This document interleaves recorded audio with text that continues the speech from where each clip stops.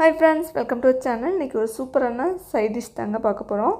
நம்ம வந்து சாதம், சப்பாத்தி, தோசை எல்லாமே ரெடி பண்ணிடுவோம். ஆனா அந்த சைட் டிஷ்க்கு தான் யோசிச்சிட்டு இருப்போம். இது ரொம்பவே சூப்பரா ஈஸியா பண்ணிடலாம். கண்டிப்பா ட்ரை பண்ணி பாருங்க.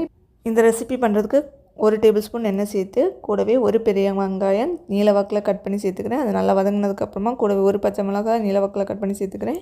இப்போ நல்லா வதங்கட்டும். வதங்கினதுக்கு அப்புறமா 1/4 டீஸ்பூன் சீரகம் இதில் பொரிய விட்டுக்கலாம்.